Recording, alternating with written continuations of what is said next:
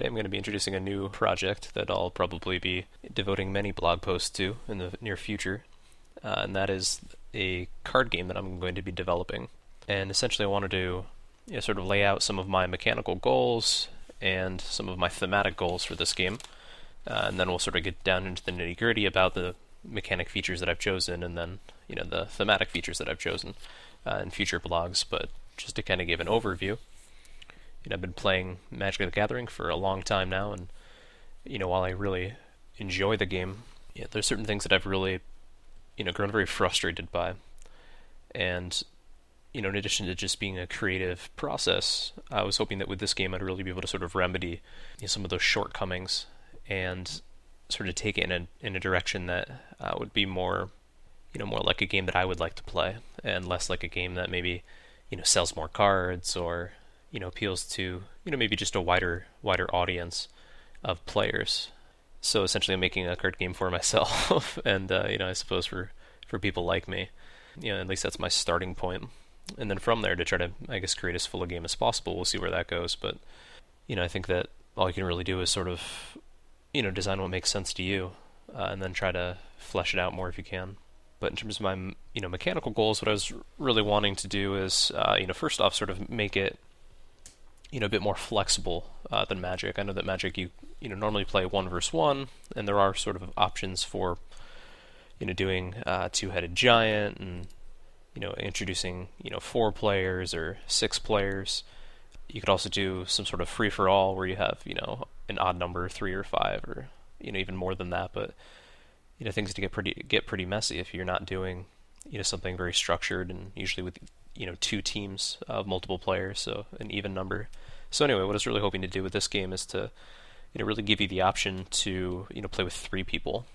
Because very often what you find is that if you have one other person you'd like to do something with, it's very easy to find a game for the 2 of you to play, especially when it comes to card games. But when you have that third person there, usually they tend to have to watch or go away and wait for the next game, get the winner or whatever. And I really think it'd be interesting to really design a game with 3 players in mind, and then to add more, I guess to preserve that flexibility to be able to have it be playable with 2 players as well, I think would be ideal. But really at its essence, this game is, I think, going to be designed for 3 players. I guess my second goal, after the three-player rule, is to really sort of avoid some of these pitfalls that I see Magic having fallen into in similar card games. And the first one that I'll mention is sort of power ramp, or what I think of as power ramp, which would be sort of as after a game like Magic's been around for years and years and years, you sort of really fleshed out a lot of the different mechanical nuances that you can really go down. So really what's left is to just sort of make more and more powerful cards, and sort of what used to be really powerful back in alpha or beta or some of the earlier Magic sets, really sort of laughable now. It used to be just sort of a vanilla creature with 3 power and 4 toughness. Used to be very, very strong, and now that's sort of old news and really not that impressive at all, unless it's incredibly efficient or something like that. But yeah, it's sort of like to bring it back to sort of those early days where things aren't just getting crazy, and there's no single card that's going to essentially win you the game when you play it. Really have no sort of recourse for the other player, and that really sort of transitions into my next point, which is really a similar one, but more about sort of avoiding or equalizing this what I think of as the money ramp. So in Magic there tends to be this, I guess, pattern or trend that you see that sort of the player that can afford the most expensive cards usually tends to win.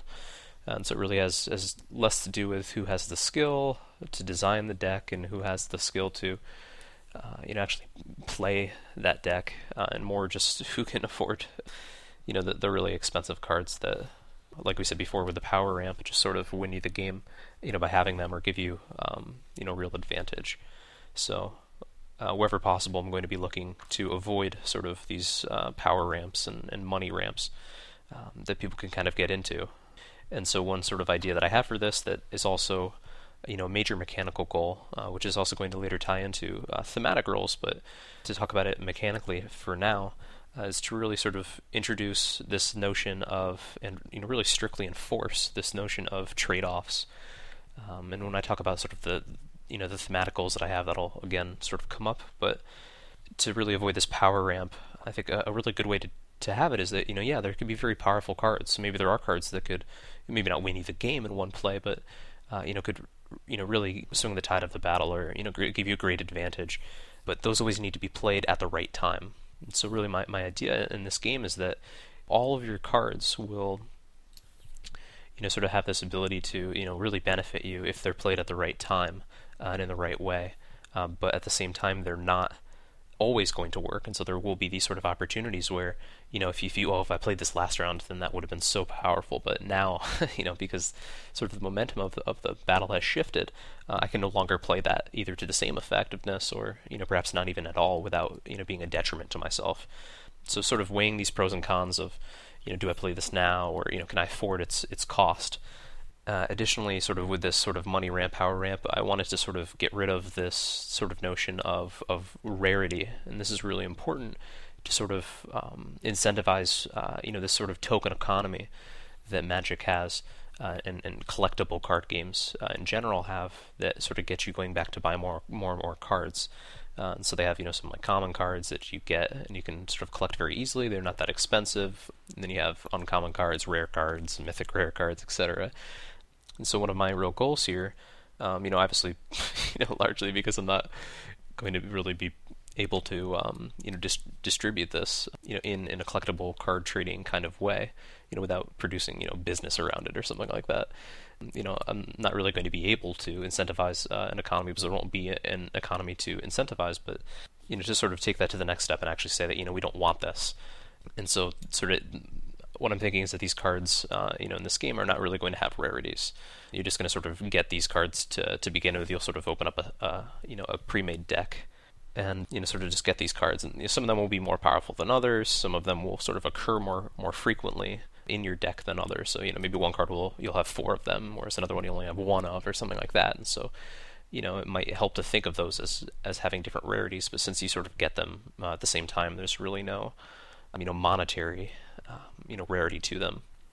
So, in kind of continuing with this idea, what I was thinking is that, again, you'd have these sort of pre-made decks, and so, if there's 3 players, then maybe you have these 3 different decks, and each of them is unique. They don't really have any shared cards between them, which is another sort of new idea from Magic, where often you'll have these, sort of common cards that everybody uses. Any deck is going to, need to use, some card to get rid of, I don't know, an enchantment, or to fetch a land or something like that, and so you'll need cards to do that, and those tend to be recycled so that you don't have too many boring cards that are sort of redundant. And so my goal here is to, be able to have unique decks where, every card is unique to it without introducing that sort of redundancy. And so I think in order to really do that, what you need is to have, highly unique play style within each of these 3, separate decks. So not only do they have their own cards, but they also sort of have their own way of playing, and that's how you sort of avoid that redundancy. So instead of all 3 of them having the same sort of, goals and sort of trajectories that would really necessitate similar types of cards, you actually have very, very separate goals, win conditions, and different trajectories entirely. So maybe one deck would be all about sort of getting things out quickly and mobilizing yourself to sort of hit early and sort of strike them down, do as much damage as you can, and then sort of hunker back. Whereas maybe another deck would sort of bide its time more. Maybe another one might sort of work to sort of counteract the other deck, subvert the other player instead of actually developing your own strength, to minimize the enemies. So this is obviously going to be fleshed out more, in terms of specifics with my thematic goals, and as we go into more details. But the idea too is that these 3 decks are not going to be just separate play styles, but in fact they're going to be highly stylized and sort of have their own real feel to them. And so one idea that I had was that to sort of try to incorporate some of these RPG elements that are sort of proliferating in gaming and sort of working their way into different types of games, is to actually try to introduce this to a card game. And I think in doing so, what you'll actually get is something that almost resembles a board game, in which you have these cards, but you also are sort of playing the role of a character, and you're sort of getting yourself outside of this mindset of this sort of anonymous, nameless summoner syndrome. That's how I like to think of Magic, is sort of like you get this deck, and so you're a planeswalker, and what that really means, nobody really knows, I guess, unless you actually like read the books and really try to get into the lore.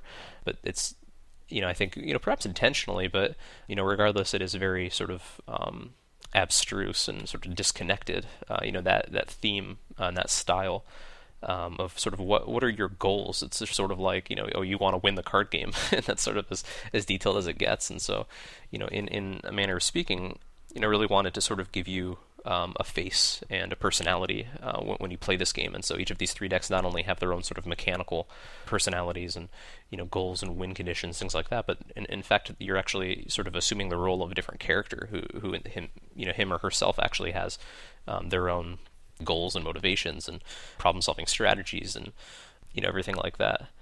And so sort of you have this, not just a deck of cards in front of you and sort of like a place space in front of you, but also, maybe like a, like a character sheet or sort of points, even more so than just, like your health or something like that, some of these games incorporate, but, really sort of flesh that out more, give you more, both personality stylistically, but also, maybe mechanically actually give you some more, depth. And so I think that'll really sort of lead to a more, engrossing and, easily accessible lore where it's not sort of behind this mask, but actually what ends up happening is there's so much style and personality within the decks and within the characters and actually within each card that it actually feels like you're almost telling a story through the game. And so sort of each card that you play is sort of an action that you're taking or something that you're doing, and sort of you go back and forth, and again it sort of tells the story. So then sort of two final really, I guess, mechanical goals that I have for this game are, to really sort of lower this learning curve that Magic has sort of assumed over, its years of being around. I think, to sort of start with it, probably wasn't incredibly easy to explain to someone how to play, but, it's just become less and less easy as they've added all these mechanical rules and keywords and all that kind of stuff. So wherever possible, they like to sort of make this a more mechanically accessible game that someone could really just sort of pick up and just start playing and sort of figure it out as they go, or maybe by watching a single game or something really figure it out, instead of there being a lot of these sort of what I like to think of as sort of being penalties for not knowing. It sort of calls to mind sort of this instant idea in Magic where the first time you play, you sort of start to understand, oh, you have these creatures and an attack on my turn, and things just sort of go back and forth between you. But then all of a sudden someone plays a, an instant, and they're doing something on your turn that, you didn't even know if that was possible. So that's one sort of simple example of how things sort of get complicated and, might sort of throw you off as a new player. But then even as you're an intermediate player, there's things like the stack, this really sort of complicated idea of, what events resolve first. And, I do like the idea of instants and sort of activatable things at any time. I think that adds a lot of, depth and mechanical complexity to a game, but I think that there's a real cost of that in terms of intuitiveness and just a new player or even an intermediate player being able to really parse the rules and understand what's happening and to make a real judgment of sort of what's possible. So without really neutering the game and its sort of nuance and strategic possibility, I'd like to sort of minimize those sorts of roadblocks to a new player, becoming good and really having a chance. And I think that that'll also be benefited by the idea that you sort of have these pre-made decks where there's not just one person who's just stomping the other person who's sort of made their first deck or even, purchased one, but, sort of a pre-made deck that you buy from Wizards playing against, some deck that someone made, from the tournament. There's almost no chance for that to win, regardless of how you're playing it. So, again, that sort of goes back to this, power ramp, money ramp idea to really sort of equalize, this playing field, both in terms of which cards you have available to you, but also in terms of, just mechanically what's going to be possible for you to understand and grok immediately. So that's one of my final goals, and I think really the last one that I have here is, to sort of just, and I think this sort of is part of that learning curve thing as well, but just to kind of continue that or take it in another direction, is really this idea of sort of to get rid of, this energy economy that really runs through many of these games. And again, I think that's another idea like the instants and the stacks, that you're trying to, introduce an amount of, strategy and nuance and tactic. But it really comes at this great cost. Before when we were talking about the stack, I think that was a cost of sort of new players being able to understand the game and find that fulfilling. But I think that in terms of this energy economy, it's really just in terms of, I think your cost is in fun. I mean, so many times you'll be playing and you'll just get mana screwed. You won't have enough economy. You won't be able to really get off the ground. And even if you do it right, if you have the right proportion of lands, or energy cards to actual playable cards, just you'll sort of randomly, have that not work, and that's very frustrating. So I'd like to really get rid of that sort of frustration element, that I've identified in other games, but really just in general to sort of get rid of this. Not all chance, because anytime that you're sort of drawing cards off the top of a deck, you have the chance to get something that you need, and it would be helpful, and a chance to not get that. But I'd really like to have this idea that sort of every card that you pull is going to be able to do something. So it's not going to be that you pull like 12 lands in a row and you're just locked, and it's not going to be that you never draw the cards that you need. So instead of sort of relying on that sort of chance element, I'd really like to sort of replace chance with decision making.